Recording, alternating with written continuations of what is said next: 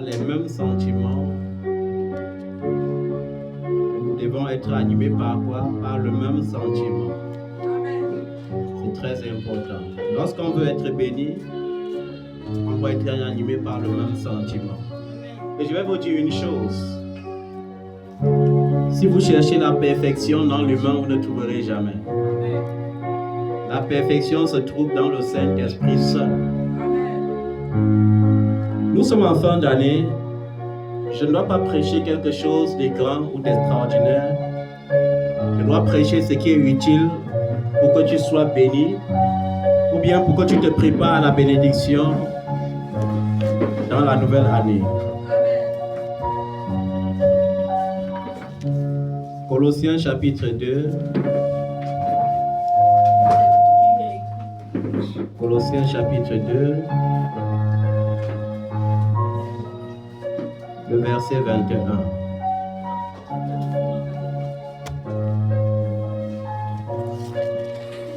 Colossiens chapitre 2, le verset 21.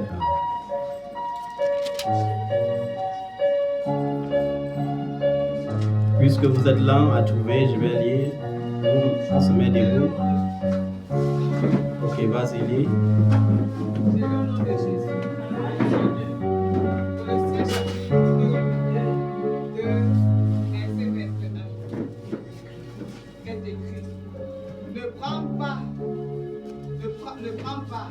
Ne dégoûte pas, ne touche pas. Alléluia. Moi, je prends seulement le chapitre 21, mais je vous conseille de lire tout le chapitre pour bien comprendre ce qu'on veut dire par là. En fait, ce verset veut que nous comprenions une chose, surtout pour nous autres qui sommes zélés dans le Seigneur. Moi, je vais interpeller quelqu'un ce matin. Il faut que tu saches que Jésus-Christ est venu dans le monde et a donné sa vie pour l'Église. Il n'a pas donné sa vie pour une religion. Parce qu'aujourd'hui, nous sommes parfois en guerre. Les gens réveillés disent nous sommes les réveillés. Et ils disent que les autres vont aller en enfer. Les catholiques disent qu'ils sont meilleurs. Les protestants disent qu'ils sont meilleurs. Les pentecôtistes disent qu'ils sont meilleurs. Mais j'ai envie de te dire que il n'est pas question ici d'être pentecôtiste, d'être protestant ou d'être catholique. Allumez les ventilateurs. Amen. Amen. Il n'est pas ici question d'être quoi? Pentecôtiste, protestant, ou bien témoin de Jéhovah, tous les noms qu'on cite. Tout ça, c'est la religion. Jésus connaît une seule religion. La seule religion que Jésus connaît consiste à assister les veuves et les orphelins et à se préserver des souillures du monde. Voilà la seule religion mentionnée dans la Bible. Le reste, tu ne dois pas être religieux. Amen. Amen. Parce que j'ai remarqué une chose, c'est que un pentecôtiste dit à un pentecôtiste dit à un catholique, tu pratiques l'idolâtrie. Laisse-le s'émouvoir. Laisse-le être heureux. Voilà, un catholique dit à un pentecôtiste dit à un catholique, tu es dans l'idolâtrie parce que tu as toujours ton chapelet, tu as toujours la Vierge Marie à la maison sculptée, mais le même pentecôtiste va prendre la photo de son prophète et il met dans sa maison. Ça veut dire que qui est idolâtre parmi les deux? Le sort de qui est encore plus dangereux que pour l'autre. La Bible dit que vous qui enseignez la parole, vous serez jugés plus sévèrement que ceux qui écoutent. Et je vais dire à ces pentecôtistes que le mot pentecôtiste bien qu'on dit que ça évoque le Saint-Esprit, ne devrait pas être religieusement pratiqué. Est-ce que quelqu'un me comprend bien ce matin? Et je veux t'interpeller. Toi qui te crées les problèmes chaque année par les jeunes. Parce qu'on a remarqué ça. Les enfants de Dieu passent toute une année sans jeûner. À la fin d'année, 40 jours de jeûne, 70 jours de jeûne. Bon, quand tu as 70, toi-même, tu comprends que tu dépasses même déjà le Seigneur. Tu comprends que même le prophète Élie, il n'a même pas jeûné. Et je vais vous dire une chose. J'ai remarqué cela plus chez les pentecôtistes.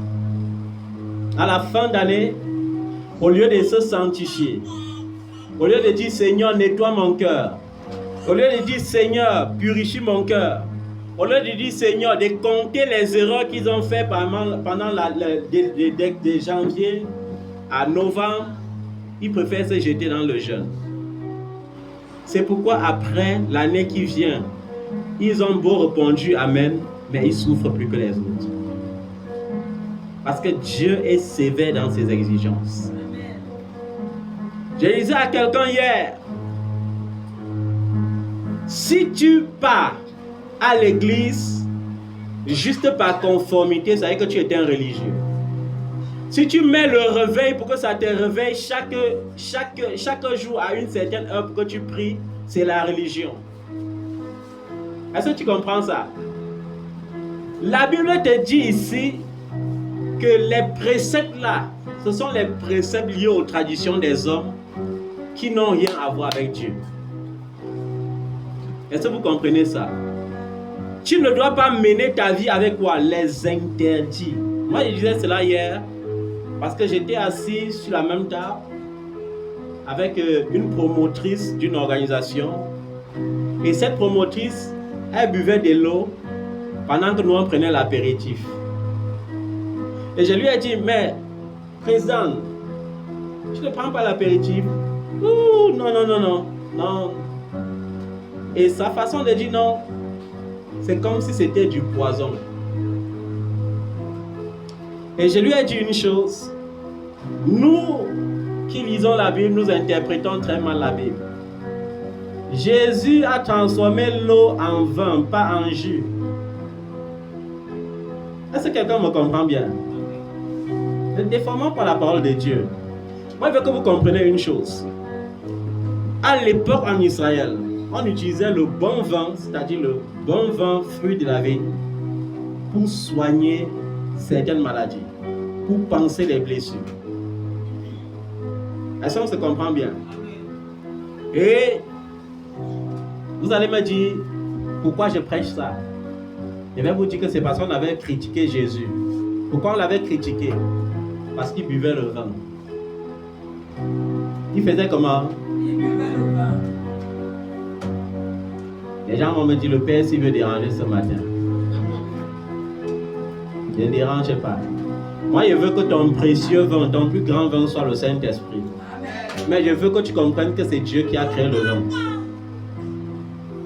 Est-ce que vous comprenez ça? Je veux que ton plus précieux vin soit le Saint. Mais je veux aussi que tu comprennes que le diable n'a rien créé. Et que tu cesses de donner la gloire au diable dans certains interdits que tu fais. Si tu as choisi d'adopter la religion par rapport à certains interdits dans ta vie, n'universalise pas cela. Est-ce que tu comprends ça? Jésus dit ceci. Jean est venu, ne mangeant ni ne buvant. Vous avez dit qu'il a un démon. Le Fils de l'homme est venu, il a mangé, il a bu. Vous dites maintenant que c'est un païen, un ami des publicains et des gens qui mènent la mauvaise vie. Pourquoi?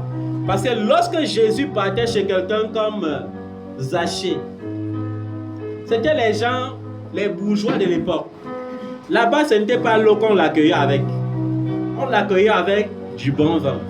Et les pharisiens, qui sont aujourd'hui comme ceux qui se citent comme les catholiques, protestants, musulmans, parce que tout ça, ce sont des pharisiens. Ils partaient guetter Jésus.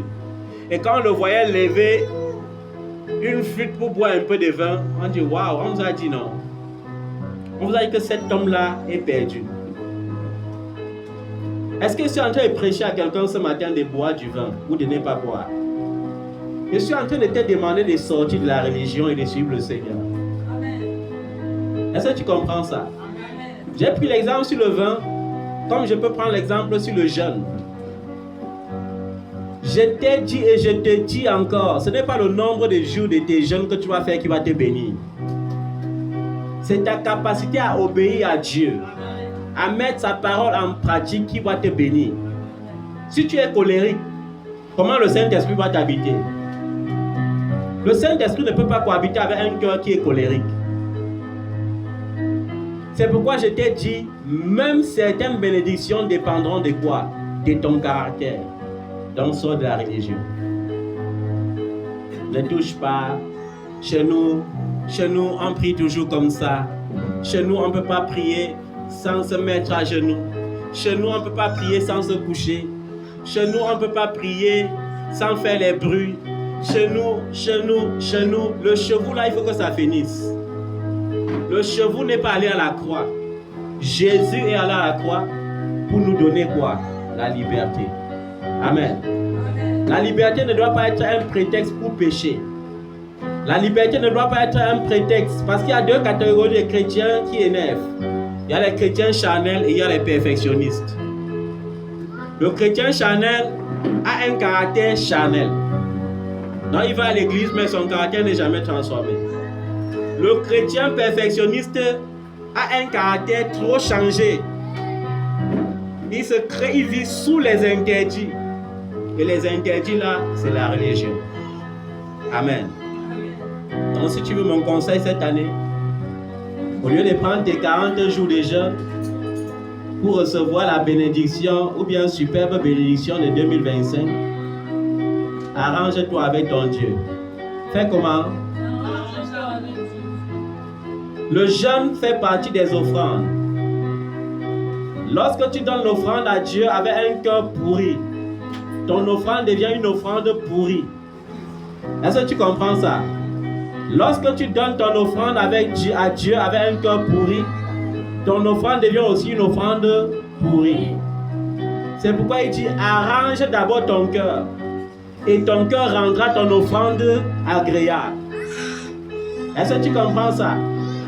Ça veut dire que chez Dieu, dans la maison de Dieu, ce n'est pas la quantité que tu donnes qui te bénit. C'est la qualité de ton cœur qui te bénit en fonction de ce que tu as donné. Amen.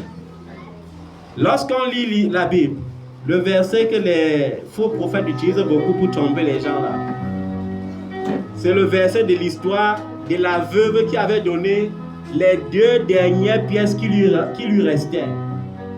Et les faux prophètes, ils déforment ça, ils disent que quoi? Donne tout ce que tu as. Fais comme la veuve. Non, ce n'est pas ça. Jésus n'était pas en train de dire ici que tu donnes le tout comme la veuve. Jésus est en train de te dire que tu donnes avec le cœur que la veuve avait donné avec. Parce que ce jour-là, il avait regardé, il y avait les pharisiens dans l'église. Les pharisiens croyaient que c'est en mettant beaucoup de liasses d'argent. Et les pharisiens donnent souvent leur offrande comment? Vous savez comment les pharisiens donnent leurs offrandes, non? Ils arrêtent ça comme ça. Ils secouent avec. Ils secouent, on allait au tronc avec. Que vous voyez la quantité, vous les pauvres là, vous les schistes là. C'est pas comme ça que ça fonctionne. Amen. La parole de Dieu, je dis ça surtout aux pentecôtistes qui passent leur temps. Ils ne tissent pas leur relation avec Dieu. Ils passent tout leur temps à écouter les prières et les replays des prières. Il faut qu'ils suivent la prière de minuit. Après ça, il faut qu'ils suivent la prière de 3 heures. Il faut qu'ils suivent la prière de 5 heures. Après ça, là, maintenant, 2 semaines après, papa, j'ai mal à la tête. C'est normal, tu ne dors pas. C'est normal, ce n'est pas un démon. Tu t'es privé de sommeil quand Dieu voulait que tu dormes. Ta vie de prière, ta vie d'adoration doit être en connexion avec le Saint-Esprit. C'est le Saint-Esprit qui va te réveiller pour que tu pries. Amen. C'est le Saint-Esprit qui va coordonner ta prière. Et c'est un bon risque. Pourquoi? Parce que le Saint-Esprit est Dieu.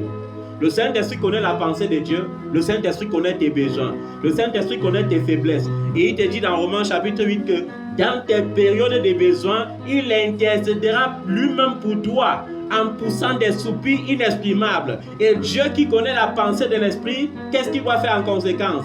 Il va te donner ce que ton cœur désire. Les gens ne sont pas bénis parce qu'ils pratiquent la religion.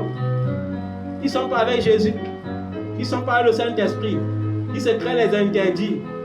Le prophète a dit que, l'apôtre a dit que, le docteur a dit que, tu sais que de nos jours, les hommes de Dieu pensent que c'est le nom qu'ils se donnent qui fait la puissance. Papa est trop chargé d'onction. Quand il passe, la terre tremble. Est-ce que l'onction ne menace que les démoniaques? Si chaque fois que papa passe, tu trembles, ça veut dire qu'il y a trop de démons en toi. Est-ce que le Saint-Esprit possède les gens? Tu es à l'église, tu tombes le lundi, tu tombes le mardi, tu tombes le mercredi, tu tombes le jeudi. Ça veut dire qu'il y a un problème. Laissez-le. Amen. Le Saint-Esprit est la clé de ta liberté. Est-ce que tu comprends ça? C'est la clé de quoi? Cherche le Saint-Esprit. Au lieu de t'engager dans un jeûne, quand tu sais que ton cœur est rempli de rancune, mieux tu peux te placer dans la présence de Dieu, tu pleures. Est-ce que tu m'as bien compris? Qu'est-ce qui va te donner la bénédiction en 2025? Parce qu'il y a beaucoup de bénédictions en 2025. Moi, je ne parle pas des choses que j'imagine. Je parle de ce que j'ai vu. Je parle de quoi? Si tu veux regarder la réalité qui se passe dans le monde, 2025 va te faire trembler plutôt. Tu vas croire que ça sera trop dur. Tu vas croire que la guerre en Ukraine, l'inflation en Europe, tout ça, ça va être dur. Mais je t'ai parlé de Gozen la semaine dernière. Tu es à Gozen. Lorsqu'il y a l'obscurité, dans tout le pays, il y aura toujours la lumière à Gozen. Lorsqu'il y aura la sécheresse dans tout le pays, il y aura de l'eau en abondance à Gozen. Est-ce que quelqu'un me comprend bien? Ça, c'est ta vie en 2025. À condition que l'obéissance. L'obéissance. Ce n'est pas ton amen à ma prophétie qui va te donner tout ça. Parce que ce que je t'ai dit est déjà là. Mais maintenant, l'obéissance. Est-ce que ton cœur est prêt pour recevoir cela? Est-ce que ton cœur est prêt pour recevoir cela? Le jeûne ne peut pas te sauver. La religion que j'ai encore vue chez les pentecôtistes, qui ressemble à la religion qu'ils critiquent, c'est quoi? Les pentecôtistes critiquent les catholiques par rapport à la Noël. Mais ils célèbrent quand même la Noël. Ils font comment? Ils critiquent les catholiques par rapport à la Noël, mais ils sont d'accord avec ça. Ils sont aussi d'accord avec ça. Le jour-là, ils s'entendent. Ils critiquent le musulman. Ils disent que le musulman même est destiné en enfer. Mais c'est chez Allah dit qu'il achète le pain de son enfant chaque matin. On dit que les catholiques vont aller en enfer, non? Mais c'est là-bas qu'on inscrit nos enfants. Là, on dit qu'ils ont la meilleure école. La meilleure éducation scolaire, c'est eux.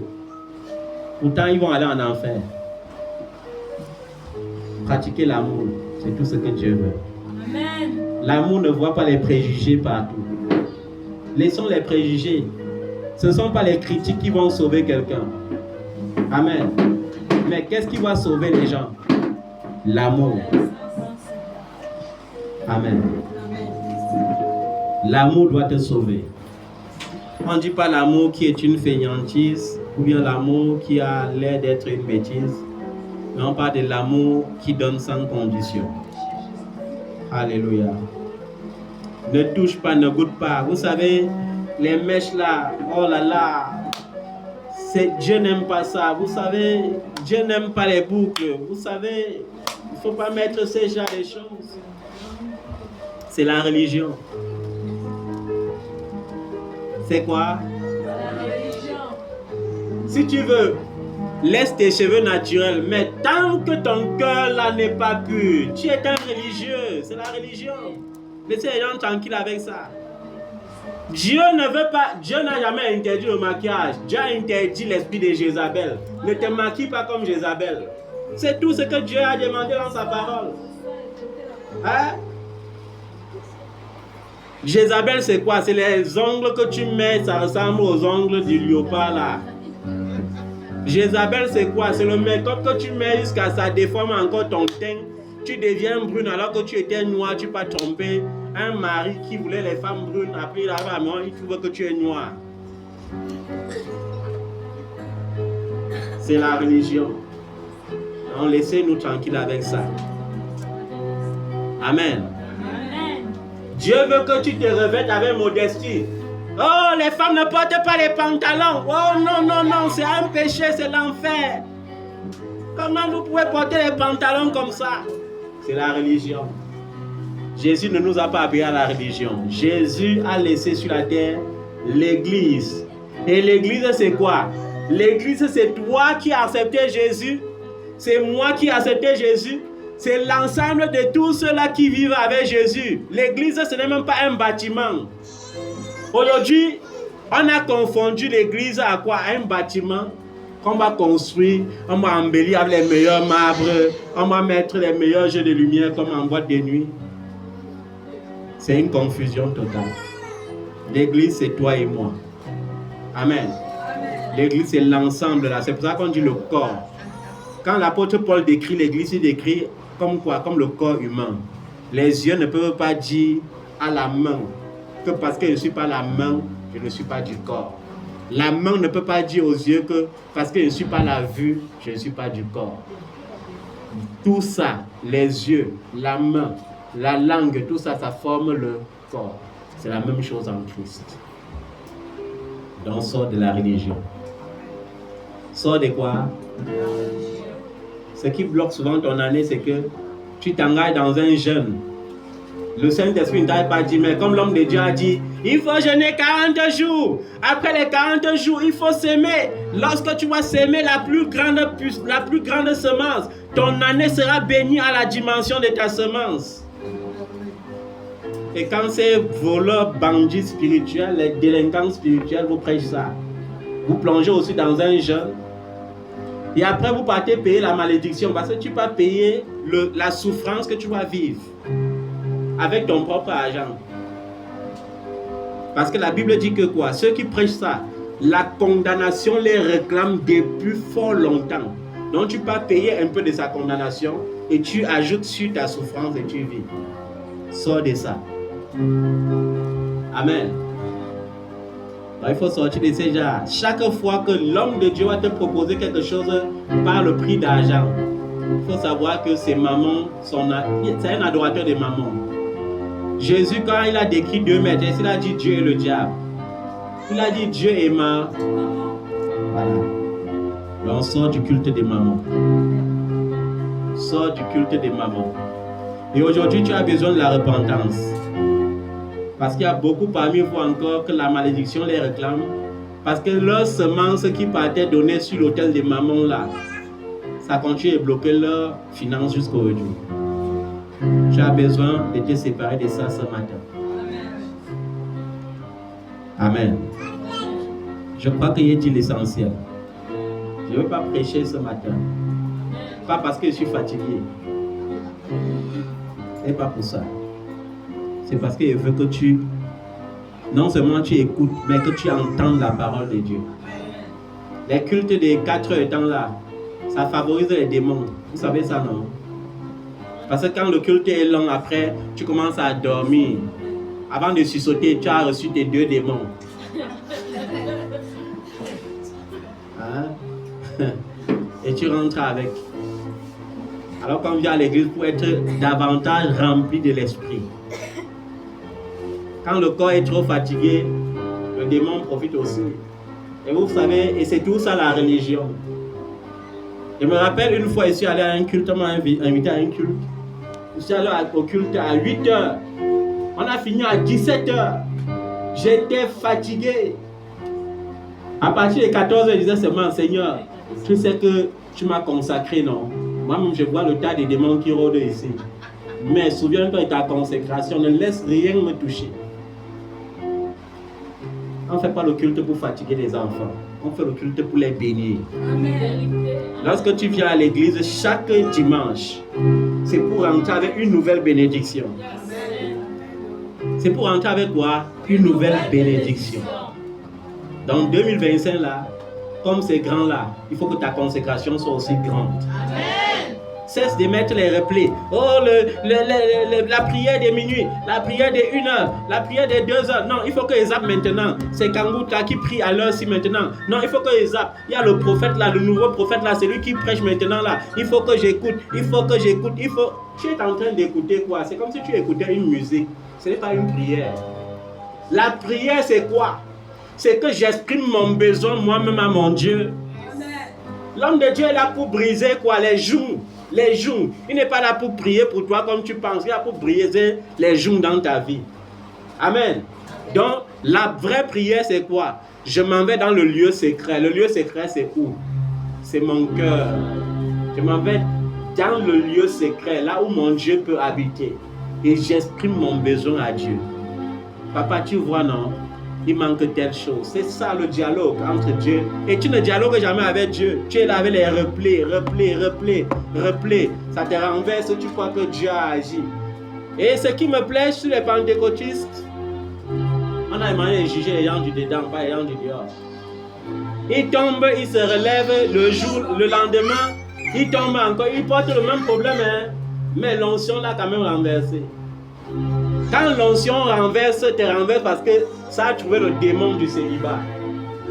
Quand ça te renverse, c'est pour que le célibat parte, non? Quand ça trouve la maladie, c'est la maladie qui part. Quand ça trouve la pauvreté va déguerpir. Mais toi qui tombes tous les jours, il y a un échange là, il y a problème.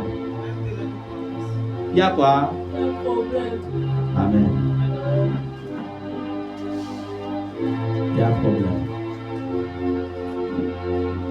Je vais terminer ce culte par le psaume 118 parce qu'il y a 2 choses importantes ce dimanche. 2 choses importantes. Nous allons consacrer ce merveilleux enfant que le Seigneur nous a donné. Et nous allons remercier le Seigneur en lui rendant grâce pour les 1 an de mariage d'Ernestine.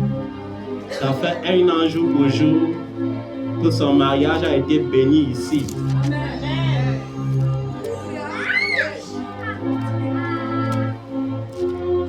Notez que tous mes beaux partent souvent à la montagne.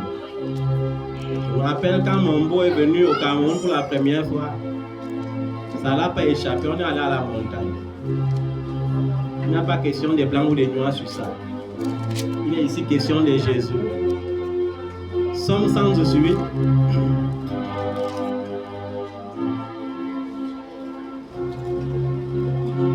Le psaume 118 te parle de quoi? De la bonté de l'Éternel.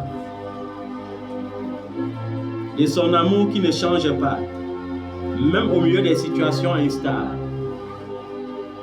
Et cette vérité est source de sécurité pour toi et pour moi. Est-ce que quelqu'un me comprend bien ce matin? La Bible dit entretenez-vous avec les sommes. On n'a pas dit prier avec les sommes. On n'a pas dit prier les sommes. On a dit entretenez-vous avec les sommes. Donc ce dimanche-ci, il faut que tu t'entretiennes bien avec le psaume 118. Et pendant que tu vas t'exprimer avec le psaume, pendant que tu vas t'entretenir avec le psaume 118, tu vas comprendre la bonté de Dieu et son amour qui n'a jamais changé. Et son amour qui ne changera jamais, même lorsque les situations les plus instables arriveront dans ta vie. Les pilotes, par exemple, font confiance à leur avion. Amen. Si un pilote n'avait pas confiance en son avion, est-ce qu'il peut faire décoller l'avion? Il fait décoller l'avion parce qu'il a confiance en son avion. Ceux qui voyagent font confiance au train, aux voitures, aux bus. Chaque jour, nous devons placer notre confiance en quelqu'un ou en quelque chose. Amen. Pour ma part particulièrement, j'ai choisi chaque jour de placer ma confiance sur celui-là qui ne peut jamais me décevoir. Son nom, c'est Jésus. Je ne sais pas en qui tu places ta confiance chaque jour. Parce que de toutes les façons, ce n'est pas facultatif. Il faut toujours placer sa confiance en quelqu'un ou en quelque chose. Pour ma part, j'ai choisi de placer ma confiance en Jésus. Et je sais qu'il ne peut jamais me décevoir.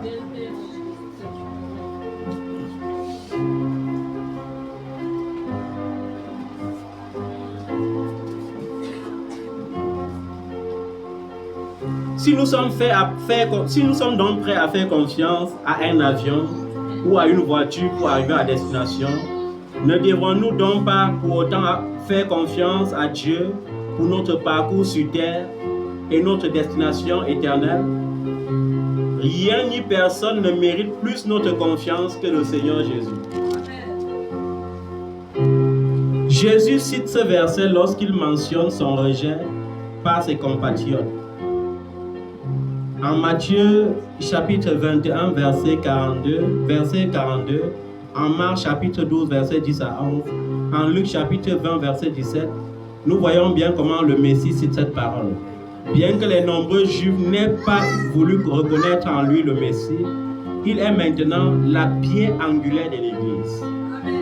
Il est quoi? La pierre angulaire, c'est-à-dire son élément le plus important. D'ailleurs, la Bible dit que l'Église est fiancée à l'époux et l'époux c'est Jésus. Je ne suis pas en train de dire ici là d'encourager les gens qui encouragent le célibat chronique en disant que Jésus c'est mon mari là. Jésus n'est pas ton mari, il est ton Seigneur. Il est ton papa. Il est quoi? Parce que j'entends souvent une musique là. Même la diaconesse aimait chanter ça. Le mari des veuves. Le mari des veuves. Il n'est pas le mari des veuves. Amen. Ma Bible dit qu'il doit dire aux jeunes veuves de se remarier, pas d'attendre Jésus. Bon, si tu l'attends et que tu dors vraiment avec lui, tant mieux. Chacun a sa foi, non? On ne sait jamais. Amen. Amen. Que le mariage n'est pas une fin en soi. Le mariage n'est pas une fin en soi. Oh, les pentecôtistes, de plus en plus vous modernisez votre foi. Le mariage n'est pas une fin en soi. C'est pas une fin en soi. Le voyage n'est pas une fin en soi. Mais après, on se cache pour aller acheter l'huile pour le mariage. On se cache pour aller acheter l'huile pour le voyage. Alors que ce n'est pas une fin en soi. La religion.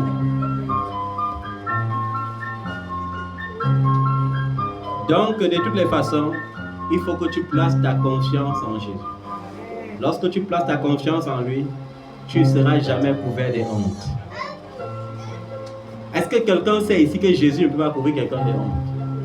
Moi, je pense que vous savez ça, comme moi je sais. Il ne peut jamais te couvrir de honte. Même si c'est à la dernière minute, il doit agir pour que sa gloire se manifeste. Il va faire comment? Il va agir. C'est pourquoi il n'y a rien qui peut encore m'effrayer dans cette vie, tant qu'il y a Jésus. Il faut t'accrocher à lui comme ça. Il faut faire comment? C'est très important. Amen.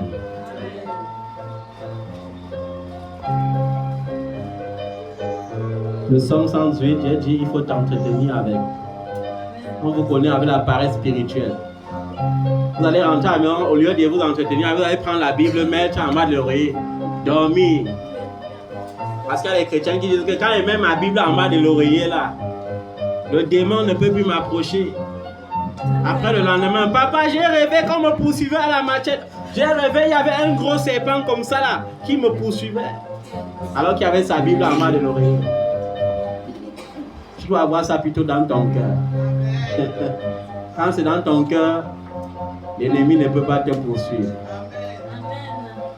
Mais j'ai envie de te dire quand même une vérité. Confiez-vous en l'Éternel et vous serez affermis. 2 Chroniques Voilà les lecteurs de la Bible. 2 Chroniques. 2 Chroniques. Hein? 2 Chroniques. 2 Chroniques. Vous voyez? Ton Korabasheke, ça n'effraie plus Satan. C'est la connaissance qui l'effraie. Est-ce que tu comprends ça? À l'église, même les démoniaques ne parlent pas en langue. Ils parlent, non? 2 Chroniques. 2 Chroniques.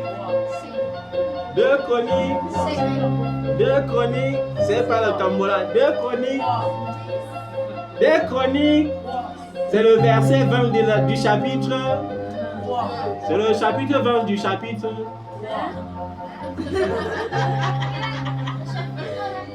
Confiez-vous à l'Éternel et vous serez affermis. Confiez-vous à ses prophètes et vous réussirez. À ses prophètes, pas à ses prophètes, à ses prophètes. À ses quoi?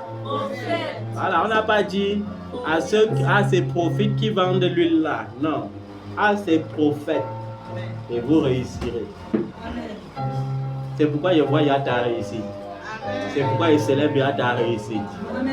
C'est pourquoi j'acclame ta réussite. Il y a quelqu'un qui va réussir en 2025. Amen. Ah, la réussite n'est pas seulement l'examen. La réussite, c'est quoi? La promotion, l'élévation, un changement, un repositionnement. Et je vois ça dans ta vie en 2025. La conclusion que tu donnes dans un secteur de ta vie là, enlève la conclusion là, laisse la volonté de Dieu venir, accomplir ce qu'il avait prévu pour toi dès avant la fondation du monde. Parce qu'il y a des gens qui ont déjà conclu, ils ne concluent pas. Oh là là, j'ai dit à une femme un jour, elle est venue me voir, elle avait quel âge? 62 ans. Qu'est-ce que tu veux, ma fille? Je veux un enfant. Bon, ma fille, je veux seulement une condition. Tu es mariée. C'est tout ce que je veux savoir. Et après, je lui ai dit, ta demande me plaît. Elle dit, pourquoi? Parce que malgré ton âge, tu crois que Dieu peut faire. Mais il y a des gens qui lisent seulement la Bible. Le Dieu de Sarah a fait accoucher Sarah à 90 ans. Après, je suis déjà monoposé. Qui vous a dit que chez Dieu, la monopause là existe? Tant que tu es vivant, tu peux vivre ton miracle. Je me rappelle un jour, je suis allé à un culte d'action de grâce. Et dans la famille, il y avait un enfant. Voilà, d'autres disent mongol. Chez le blanc, on appelle ça autiste. Il y a des enfants qui restent toujours comme ça. Ils bavent toujours là. Toujours déformés. Et à l'époque, quand ils faisaient le culte, je ne pouvais jamais finir un culte sans demander qu'est-ce que tu veux que Dieu fasse pour toi. Et je demandais ça, même si vous êtes 1000 dans la famille, je demande pour chacun, par suivant, qu'est-ce que tu veux que Dieu fasse pour toi? L'enfant là s'est levé. Vous savez ce qu'elle a demandé à Dieu? Je veux accoucher un garçon. La famille a ri. La famille a fait comment? Après on m'appelle, on dit papa, jusqu'à tu imposes les mains, tu déclares qu'elle va accoucher l'année prochaine. Je dis oui, je sais ce que j'ai fait, elle va accoucher. On rit encore. Et pourquoi vous riez? Quel genre de garçon, quel genre d'homme peut regarder le style de ma petite soeur-ci? Nous on sait qu'elle y a sacrifié.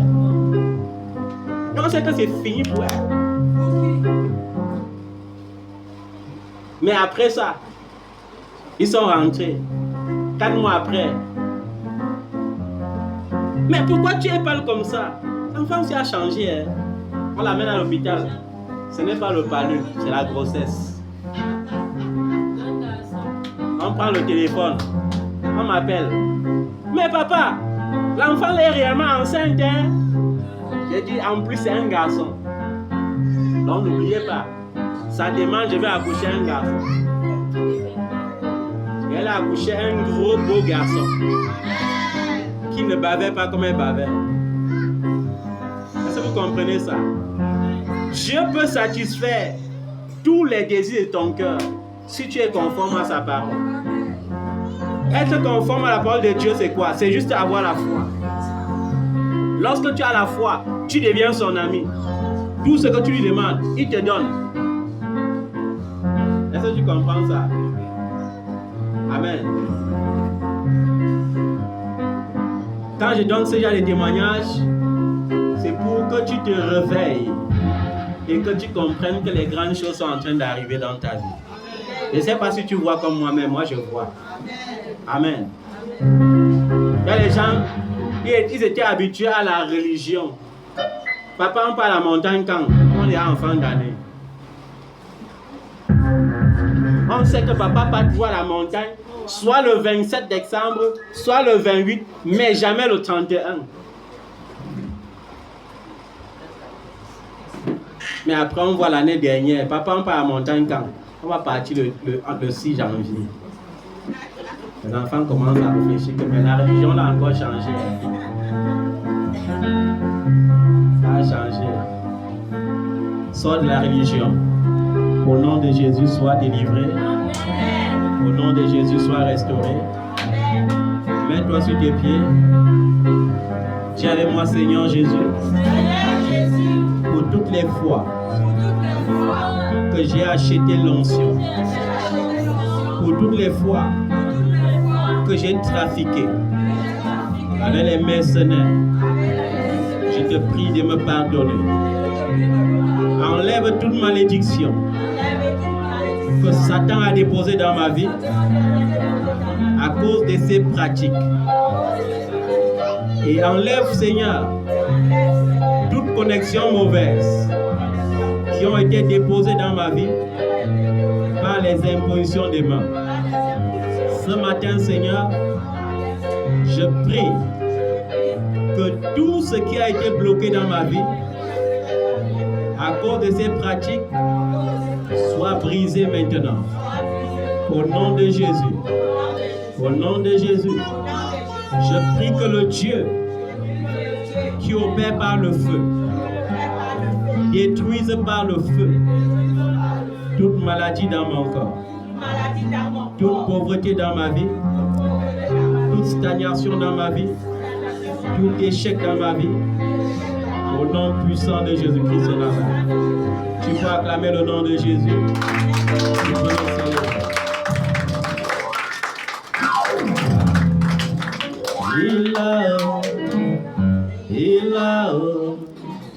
Il a redonné la vie à mon âme après tant d'années de souffrance.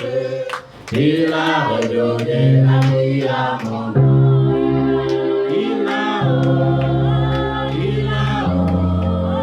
Il a redonné la joie à mon âme après tant d'années de souffrance. Il a redonné la vie à mon âme. J'étais perdu, il m'a retrouvé. Il a redonné la vie à mon âme après tant d'années de souffrance. Il a redonné la vie à mon âme. J'étais perdu, il m'a retrouvé. Il a redonné la vie à mon âme après tant d'années de souffrance. Il a redonné la vie à mon âme. Il a redonné la vie à mon âme après tant